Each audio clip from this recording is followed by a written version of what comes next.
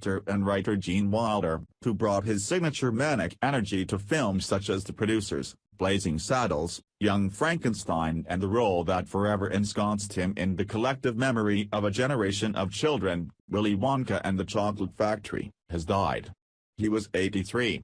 Wilder died early Monday at his home in Stamford, Connecticut, of complications from Alzheimer's disease, according to a statement from his nephew Jordan Walker Perlman. The decision to wait until this time to disclose his condition wasn't vanity, but more so that the countless young children that would smile or call out to him "There's Willy Wonka" would not have to be then exposed to an adult referencing illness or trouble and causing delight to travel to worry, disappointment or confusion, the statement read.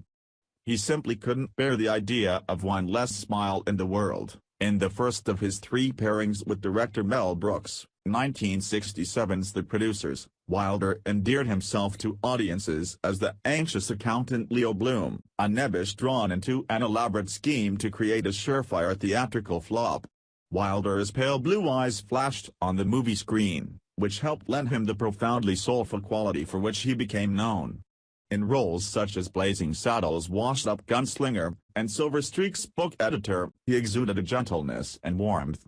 But he also fully committed to every performance. Young Frankenstein, the 1974 film in which he played the grandson of the infamous Victor Frankenstein, begins with a scene that shows off the deftness of his comedic gifts. As the pompous surgeon Frederick Frankenstein concludes the lecture, Wilder seems cool and slick, but when questioned about his grandfather's work by a student, he ramps up into a hilarious screaming fit, allowing us to see just how fragile the young doctor's composure truly is. As the eccentric chocolatier Willy Wonka and the Chocolate Factory, Wilder tempered the on-screen hysterics for which he was known with the slyly mysterious quality that lent the children's film a peculiar, menacing edge. Famously, he refused to take the role unless his character could make his entrance limping out of the factory, planting his cane in the ground, and doing a somersault. When director Mel Stewart asked him why, Wilder said, "Because from that time on, no one will know if I'm lying or telling the truth." As a result, it's Wilder's performance in Wonka that's perhaps his most indelible. He shades his cheerful confectioner with a capriciousness that serves to keep a film about a candy factory from feeling saccharine.